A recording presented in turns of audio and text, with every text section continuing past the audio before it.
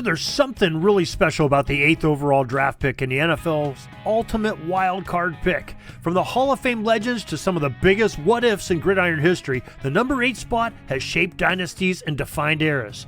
Today, we're diving into the deep archives with Ed Cleese to break down the hits, the misses, and the fascinating trends of the history of the 8th pick in the NFL draft. Welcome to the Pig Pen. You're in Pigskin Dispatch's 32-day cycle of looking at every first-round draft pick with Ed Cleese. He's up now. Bring us the history, Ed. Hey, Darin, how are you? I'm doing great, Ed. Today's episode, we are talking about slot number 8, another top 10 pick. And what do you have to say about the number 8 pick in the NFL draft's history? Well, we've talked about it, Darin. It sounds like we're kind of marking the 13th pick as where it all started to change. That's kind of like where we started to say, okay, now we've stepped up in class. And that has been consistent, like 13, 12, 11, 10, 9, all really good. Kind of almost a little bit, each one a little bit stronger than the one before, or at least close. And then this was the first one. This is not a bad group. It's a very good group. But this, I would say this 8th pick doesn't quite stack up to the past 5 picks or so. But it's still a solid group, but maybe mildly disappointing from what I was expecting. But still we got some good names here. Yeah, it's kind of an interesting pick. Even when we go into this week's draft, people are going to be talking about trading back from this pick, and even though it's top 10, sometimes these drafts don't have all the caliber of players that some other drafts do, and maybe there's not 10 players that people find to be first round worthy. Let's say, of course. But, like you said, there's some golden apples here in the group that have been found. So let's talk about your who your honorable mentions are and Sure. all that in the top since 1980. Yeah, as you know, I always kind of like to start recent, and I would say recently, very recently, the rookie of the year last year was the 8th pick in the draft, and that would be Ted McMillan for the Panthers. So we've got some real nice history, very recent. And then this stuck out. The Falcons had the 8th pick in the draft 3 years in a row. And so they took, and it's kind of funny, they went running back or receiver, running back, quarterback. So the 3 main skill positions. They took Drake London, who I'd say is good, for sure, a good player. Bijan Robinson, who looks to be a great player. And then the big one for them is Penix. At quarterback, who is, on the fence, with a little bit of a down arrow because of the injury history, which is significant. So if he doesn't work out, then it kind of makes the other 2 may not matter as much. So, but that was kind of interesting that those teams that one team took those 3 positions 3 years in a row. Yeah, it's kind of neat, if they have any kind of luck like the Cowboys did, these could be those 3 picks at number 8 in a row could be like their triplets, if they take off and have become strong offensive performers more so than they are already. Right. And then we move on to quarterbacks. We always like to look at the quarterbacks. Only 2 have been taken here since 1980. We had one real bust, unfortunately, for the Titans. That would be Jake Locker, taken in 2011. Who did really nothing in his career. And then the very next year, the Dolphins took Ryan Tannehill at the 8th overall pick. And it's kind of ironic. He actually winds up having his better years in Tennessee with the Titans, kind of after they had given up on Locker. And Tannehill, that's one of those interesting ones. I think you'd ultimately say he was not worth the 8th pick in the draft. I don't think that's what the team, certainly not the team that drafted him, was hoping for. But he also was nowhere near a bust. So he had a nice career. He was a pretty good quarterback. He had some decent seasons. I think he was one of those guys that you felt could only take you so far, but certainly wasn't bad and kind of in that no man's land when we're judging whether a pick worked out or not. Yeah, he's definitely an interesting player to talk about. He wasn't very popular when they did pick him 8th, but I think he did all right for himself in his NFL career. Yeah, he did just fine. And then there's a few guys that didn't do just fine. And, nothing massive here, but we did have a couple of defensive ends that flamed out in for their teams. Derek Harvey was taken in 2008 by the Jags, and he had 8 career sacks. Jamal Anderson was taken by the Falcons. Not that Jamal Anderson, not the Dirty Bird running back Jamal Anderson. There was a defensive end Jamal Anderson, also taken by the Falcons in 2007, and he had 7.5 career sacks, which obviously if you're drafting a guy at number 8 to get sacks and he gets you 7 in his career, that's not good. David Terrell was a wide receiver taken by the Bears in 2001, who only had 128 career catches and fewer than 10 touchdowns. And then one guy I really didn't remember at all, the Eagles took a running back named Michael Haddix in 1983. His best season in the league was 311 yards rushing, and he had 3 career touchdowns. So those were a few guys that really stuck out as not working out for their teams. And unlike Tannehill, I think you'd say those guys were busts. Yeah, when you don't have the stats and you can only show maybe even a half of a season of what's expected for your career, not real good numbers. Let's take a break for a moment to tell you about a new product so that you can take and put your football knowledge that we feed you each and every day to the test.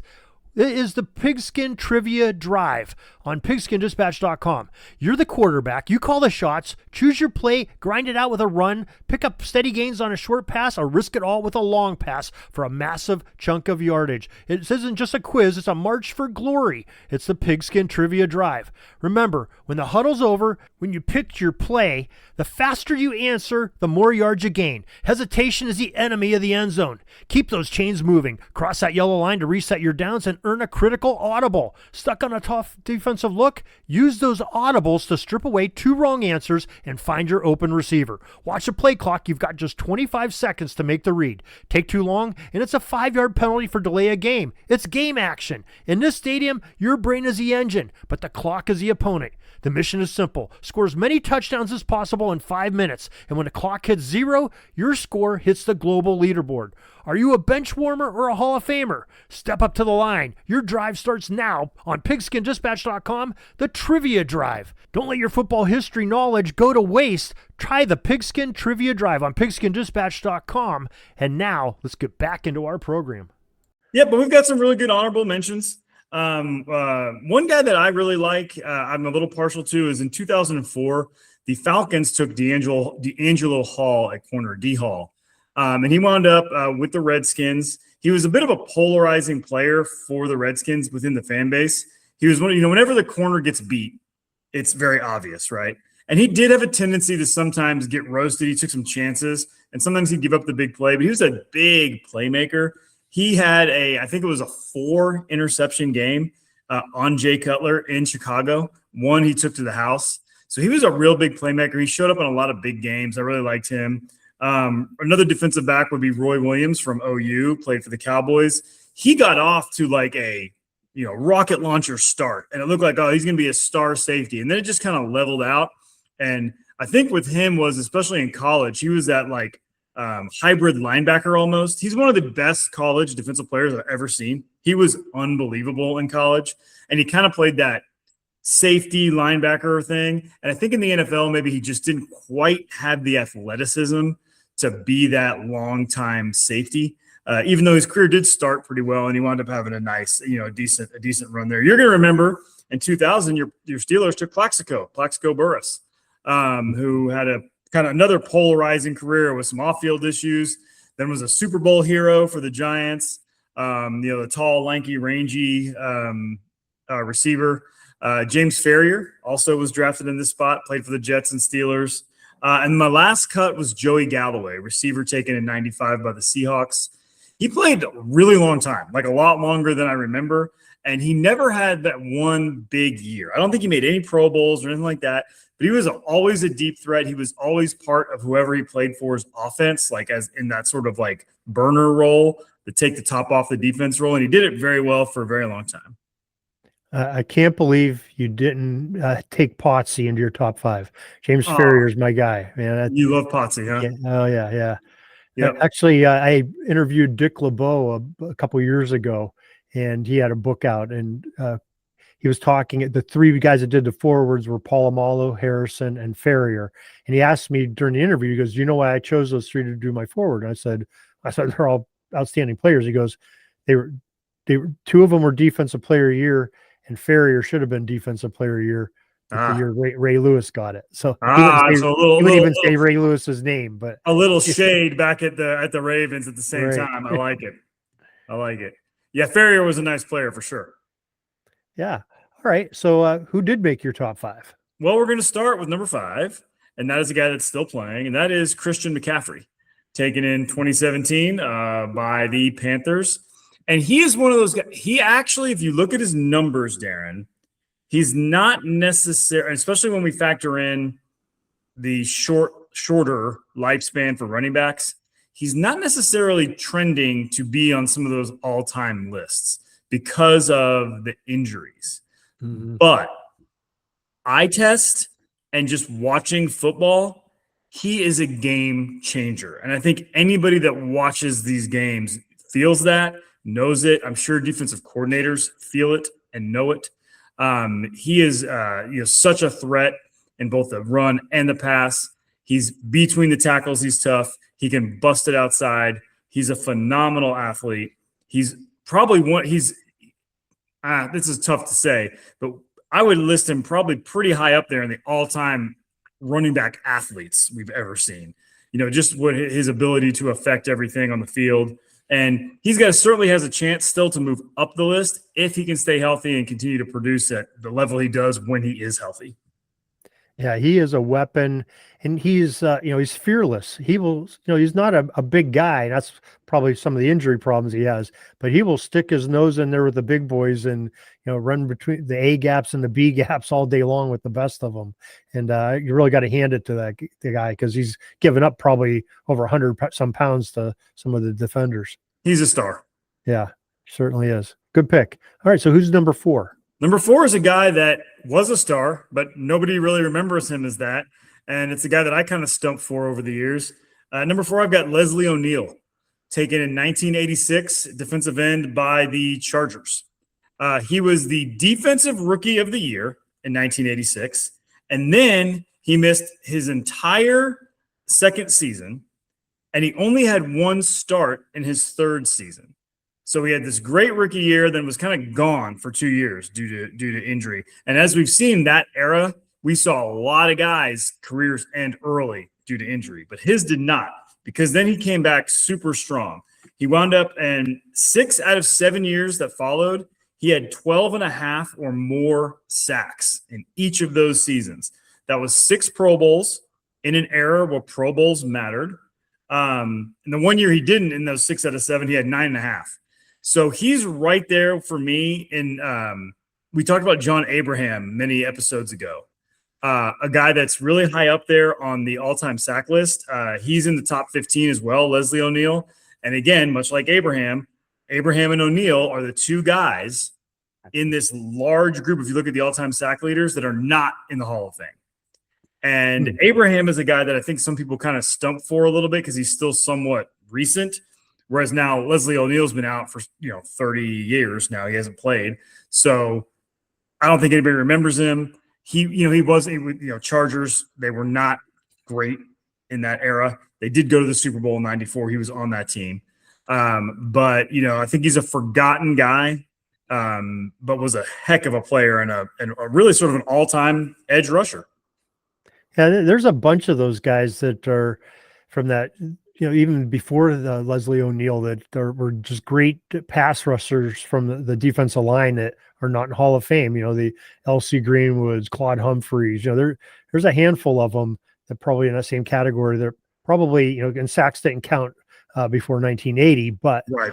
There's if you go on Pro Football Reference, they do have like the unofficial list that goes next to the official list. So I think they've tried to piece it together, but it is unofficial.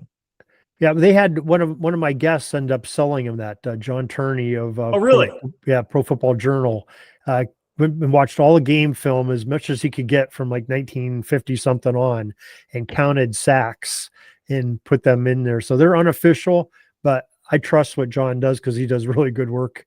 That is dedication. Pro Football Journal, and yeah, he that was his life things, and he ended up selling those stats over to Pro Football. Oh, well, good for him. Yeah, so they're pretty accurate, but yeah, definitely a good pick for Leslie O'Neal. So who's number 3? Number 3 is a guy that's in the Hall of Fame, and he was a running mate to a guy that we had number 1 on our list several picks ago, and that's Mike Munchak, a guard for the Oilers taken in 1982. He basically had a parallel career with Bruce Matthews. He did not play as long as Matthews. Munchak was more like the 80s. I think he played into the 90s just a little bit, whereas Matthews played 2 decades in the league, which is why we'll rank Matthews ahead of Munchak. But basically, you had a Hall of Fame guard on the left side, you had a Hall of Fame guard on the right side, all through the 1980s for the Oilers. So you had this incredible interior O-line. He made 9 Pro Bowls. He made 2 All-Pro teams. He was on the All-Decade team in the 80s. Not much else to say other than he was a Hall of Fame guard right there with another one right beside him. Yeah, and a great offensive line coach too later on in his career for multiple NFL teams. So, yeah, good selection there. Who's next? Let's stick with the O-line. Number 2, we've got Willie Roaf, taken in 1993 by the Saints. Now, how about this, Darin? He is on 2 All-Decade teams. He made it for both the 90s and the 2000s, and with 2 different teams as well. You know, everybody remembers his 9 years in New Orleans, and then he had 4 years in Kansas City. He was injured his last year in New Orleans and didn't make any All-Pro teams or anything, but he was first-team All-Pro or second-team All-Pro in his 3 years in Kansas City. Or 4 years, I'm sorry, in Kansas City. So he had a little bit of a resurgence there, was essentially just as dominant in Kansas City as he was in New Orleans. I very much remember him. You know, it's not often that an offensive lineman sticks out to sort of the casual fan, but I kind of feel like in the 90s, everybody knew that Willie Roaf was like a big deal and was like this awesome player on these not so awesome teams. Like a lot of people, you know, talked him up a little bit. And to back that up, he only played in 3 career playoff games through his Hall of Fame. So he was never on very good teams, but he was a really, really, really good offensive tackle. And he has his gold jacket. Yeah, definitely a big man and a big gold jacket to put on, just like Munchak's were. So, yeah, great selection there. All right, so who's your top pick? Number 1, man, talk about legend. And just when you think of football, I just think this is one of those guys that pops in my head, especially for my age and my era, I would say, of growing up. And that is Ronnie Lott, who is number 1 on this list, drafted in 1981 by the 49ers. And we're going to talk about kind of where I kind of rank him in a minute, but we'll go through his stuff. First of all, he was on all 4 of the Super Bowl teams that paralleled with Montana. In a lot of ways, he and Montana were there almost the exact same time. Montana was there a little bit before, and I think Lott stayed a little bit after. You know, but they basically overlapped the entire 80s together. So you had this quarterback of the offense, and he had the quarterback of the defense, essentially. He was first-team All-Pro in his rookie year.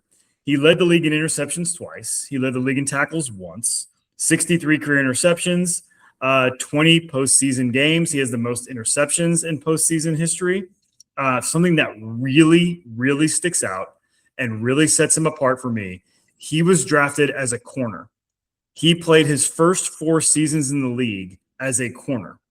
And then they decided that he was such a ball hawker. They just wanted him, and such a hitter. They wanted him to roam a little more. So they changed his position mid-career, and he wound up being just as good, if not better, of a safety than he was a corner. He was a Hall of Fame corner, and he was a Hall of Fame safety all at the same time. He was a dominant player on a dominant team. That wasn't always, you know, defense wasn't their mantra, obviously, in the 80s. It was more of the offense, the West Coast offense. They were very good on defense, and he was the standout for sure. So previously, we have talked about 3 other safeties on our list. I think 2 were number 1 on our list, and 1 was number 2. And that would be Steve Atwater, Troy Polamalu, and Ed Reed. So I got to thinking, so previously I had said, okay, I've got Reed just a little bit ahead Polamalu, and I had Polamalu a little bit ahead of Atwater. And now I got Lott a little bit ahead of all of them. Just a little bit because, and maybe it's a little bit of bias from when I grew up, but I think he was just affected the games just a tad bit more, and he did so much winning that Ronnie Lott's the legend. I think you boil it down. I said I thought Ed Reed was in the running for best safety ever. Polamalu's in the conversation, but I think our winner is Ronnie Lott. Yeah, anybody that can be in the middle of a game and have them take part of his finger off and go back into the game. That's one tough hombre that you want on your team. If you go do some research on that, I think that has been very romanticized over the years. It sounds like Lott doesn't tell it quite as romantically as other people do, or that, I don't think it happened. I think it went from like an off-season thing that they decided to like it happened in the middle of the game. They amputated his finger. So it sounds like there's been some lore around that over the years. But he did a funny quote. He said when they took the tape off, he said, "My pinky looks like E.T.'s head." I kind of like that. Yeah. Phone home, right? Yep. There you go. Another great 80s reference from a great 80s player. He was very good at the end of his career with the Raiders and then the Jets still. He did finish with the Raiders and Jets. He was not a lifelong 49er. Yeah, and you said that you had 3. I think you may have even had a 4th one in there if you count. I think you had Rod Woodson, who had a similar trajectory. I always think of him as a corner. Yep. I know I like to forget about him being safety, but he shifted at the end of his career where Lott was closer to the beginning. Yeah, but probably that's why somebody had the idea to do it, because of what was done with Ronnie Lott. Maybe they saw the success. Perhaps. Yeah. All right. Well, that's a great top 5 you had. 3 of our 6 Hall of Famers that were taken, you just mentioned, had there. One guy that I'm not sure that I remember you mentioning, though, but Roquan Smith was also taking this, and I think he's got a potential. His career is, great with Chicago. Is great with the Ravens. He might be wearing a gold jacket someday because he's definitely a good player too. But we had 3 other Hall of Famers that were outside your 1980 segment that you're talking about. Larry Zonka was taken by the Dolphins in 1968 in one of their first drafts. Lance Allworth was taken by the 49ers in 1962. We know he ended up going over to the AFL playing with the Chargers, but he was in the NFL draft that year. And Jim Parker of the Baltimore Colts was taken Hall of Fame tackle, 1957. So it's been some great players, all the way through the 90 years of the draft since 1937. That takes us to our most popular position. If you're wondering, hey, what's somebody going to draft this year? Well, chances are tackle will be taken because that has been the most popular position drafted at that number 8 spot. And our draft fact of the day, this is kind of an interesting one. It states that since 1999, a normal draft has been about 250 to 260 players. The draft with the most players taken was 1976, when 487 selections were made by only 28 teams. Of course, they had 17 rounds, I believe, that year. Seattle and Tampa Bay were expansion teams that year. Tampa got the number 1 pick. Seattle got the number 2 pick. I think it was a coin flip. And then rounds 2 through 5, they also got an extra pick, each of those expansion teams, at the end of the round. So took them up to 487, by far the most of any NFL draft. The 1976 draft was the final one to have 17 rounds. It was reduced to 12 rounds in 77, and in the early 90s down to 7 rounds as we know it today. And it didn't help the Bucs very much because they started 0-26. Right, yeah. And Seattle didn't do too bad. They were like at least mediocre to a decent team. Right. So yeah, so interesting drafts out of the day, and that sort of wraps up our day 8 coverage in our slot 8 and the great history we talked about here today. Ed, we'd love to have you come back tomorrow and talk about the 7th spot in overall NFL drafts. We'll see you tomorrow, Darin. That's all the football history we have today, folks. Join us back tomorrow for more of your football history.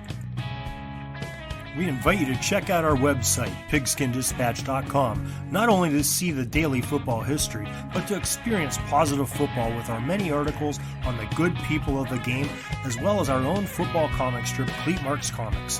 Pigskindispatch.com is also on social media outlets, Facebook, Twitter, Instagram, and don't forget the Pigskin Dispatch YouTube channel to get all of your positive football news and history. Special thanks to the talents of Mike and Gene Monroe, as well as Jason Neff for letting us use their music during our podcast. This podcast is part of the Sports History Network. your headquarters for the yesteryear of your favorite sport. You can learn more at sportshistorynetwork.com.